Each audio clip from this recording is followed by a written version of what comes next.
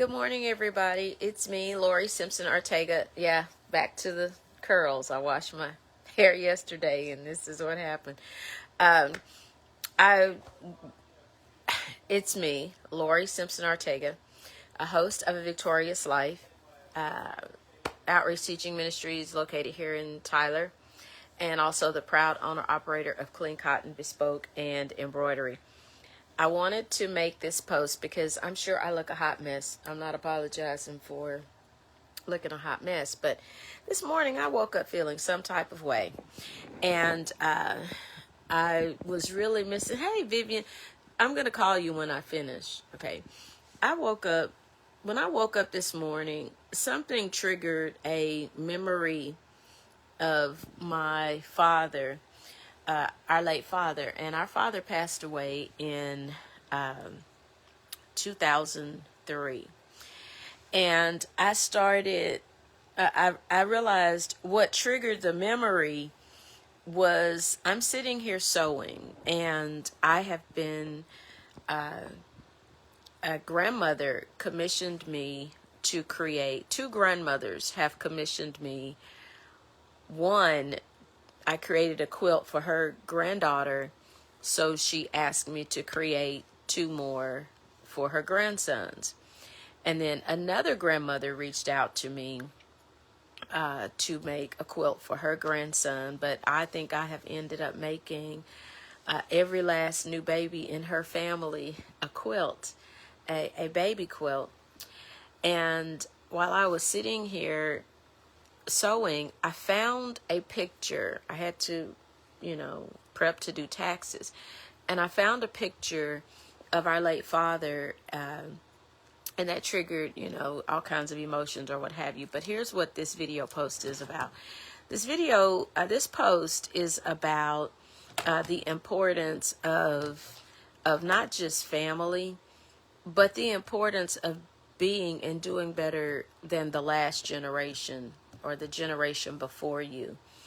I was sitting here at this sewing machine, and even this little studio, it's small, but it's larger than a bedroom. Okay, it's larger than a master bedroom, pretty much.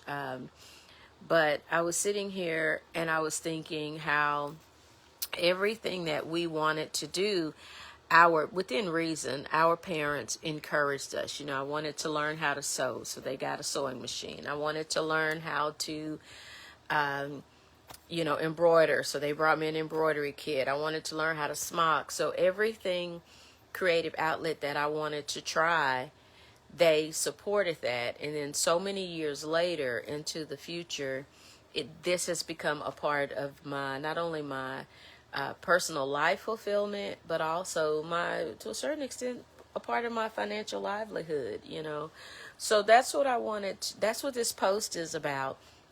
We should be better. We should be better than the generation before us. We should always strive to be better than the generation, again, before us. We should also foster positive things in our children.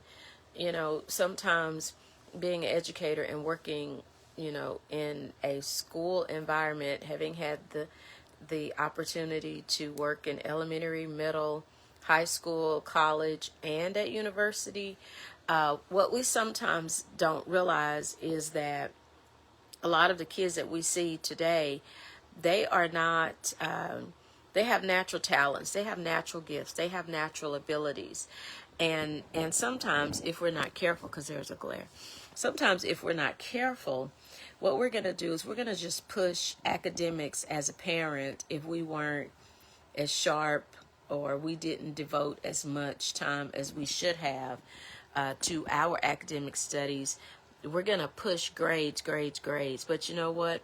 I heard a good friend of mine say to the guys in the mentor program that or have at school, he said, the world needs plumbers, the world needs electricians, the world needs truck drivers, the world needs, landscapers, the world needs a lot of different things. Hey, Vicky, the world needs a lot of different things that we don't ever consider. The world needs seamstresses. The world needs designers. The world needs artists. The world needs whatever gift, talent, and ability God has given you. That's what they need. And as far as our children are concerned, whatever God has instilled in our children, and those of us old enough now who have grandkids, whatever God has put in them, that's what the world needs, because he would not have given them that gift, that talent, that skill, or that ability if the world didn't need it. So foster those things. Don't always, my child wants to be a doctor. You know, if I got a raise for every time every little kid said they wanted to be a doctor or a lawyer just because their parents said doctors make a lot of money, then I probably could have retired 10 or 15 years ago, maybe even longer than that. But that's what this post is about. Be better than the next generation. Strive to be than the generation before you. Excuse me. Strive to be better. You know, strive to do better. Strive to have better. Don't be so quick to discard the things that your family, your parents gave you or tried to give you. You know, like we sold our family home place, you know, because it had outgrown. We had outgrown it, and it had served its purpose. So all of the siblings, we were in agreement, so we sold it. Then sometimes you gotta let stuff go that no longer serves its purpose, or that's constantly costing you unnecessary money. So I'm not saying hold on to things that are broken or what have you. I'm not saying that. What I'm saying is a lot of times we go out and we toss the old because we immediately think new is better. And what we're tossing is the quality. You know, we don't realize, wait a minute, that piece of furniture that your mother held on to for years and years and years and years, it meant something to her. You know, why did she hang on to it? And if it's good quality, why would you throw out something that, even if it's not an antique, it's an heirloom? Why would, if you grew up with it and it served its purpose, if it's no longer serving its purpose and you're not emotionally attached to it per se, then yeah. But I'm saying, think about that. You know, we toss the old in order to get to the new, and the new doesn't last, you know. So that's what I'm saying, that that picture triggered a memory, and then the memory allowed me to understand that we're only here, number one, we're only here for a season. And number two, we should be better than the generation before us. And then number three, we should learn to cherish and value things that are of significance, not just to us, but things that were of significance to our families. You know, sitting here making these or sewing these little quilts, it's like I get, you know, I pray as I sew. You know, and I'm just not non-stop praying, but I'll say a prayer that they will bless, you know, that the Lord will bless them and that they'll be satisfied with it and everything. But then I think, you know, once I put the name on them and everything, I think, you know, this is going to become an heirloom. They will never get rid of this. Someday this little boy or these little boys will be grown men that are fathers, and hopefully their mothers will have, you know, kept it for them, and they will be able to think back to, we pray, happy memories. And that's what I'm saying. So if they will say, for instance, they get to be grown men and they marry somebody, and here's your grandmother had this custom quilt made for you, and then the next thing you know, you marry somebody and they toss it because they didn't like it. They wanted a Paw Patrol blanket. That's what I'm saying. Let's learn how to value and appreciate the things that are of significance and have some type of meaning to not just us but to our parents. Let's start creating those memories, those powerful, positive memories. You know, that's why vacations are important. That's why fostering, you know, all the other stuff I said at the beginning. So that's what this post is about. And I also want to say in conclusion, you know, I always tell when I've been crying because my nose starts to get bigger and bigger. But I want to say this, that sometimes You hear people say the best things in life are free. That's a lie. It costs a lot to love at 1,000%. It costs a lot to care. It costs at 1,000%. It costs to nurture, those things are not free. Love is not free. Caring is not. None of those things, contrary to popular belief. Uh, salvation is not. Salvation itself is not even free. It costs you something. And when we talk about, when I say those things aren't free, it costs you something to care, to nurture, to foster. It costs you something. It costs your time. It costs your emotions. But when it comes to your family, those are things that you should be willing to pay the price for. You should be willing to pay the price for. Because in the end, when it's all said and done, that's all you have. So this is March.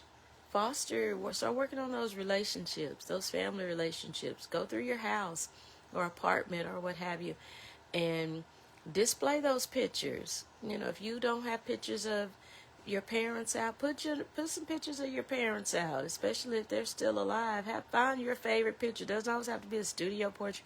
Find your favorite picture.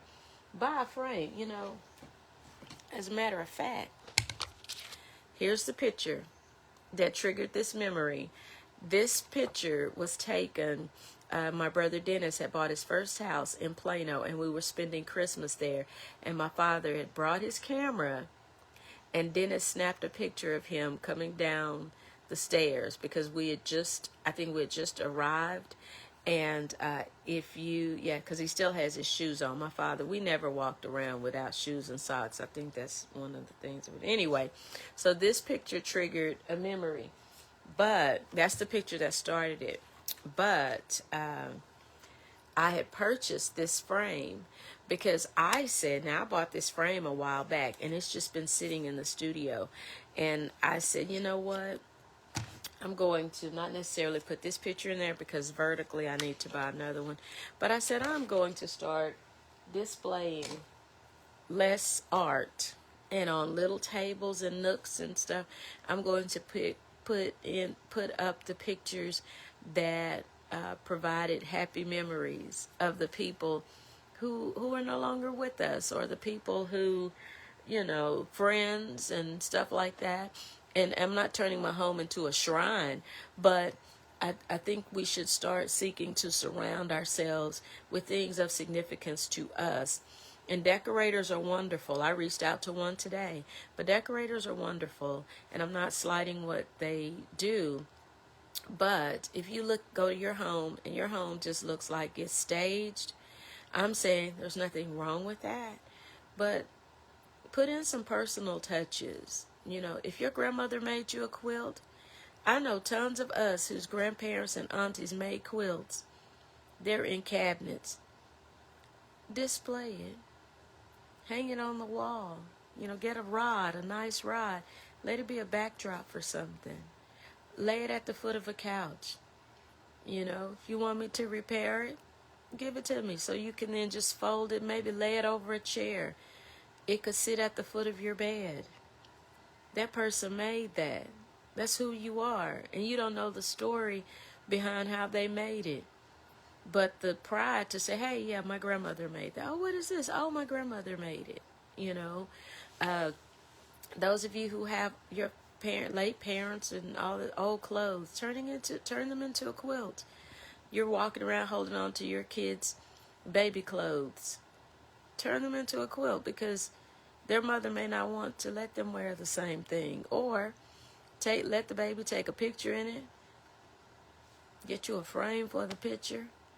And that's that. But let's stop discarding the things that got us to where we are, and let us seek to be better than the generation before.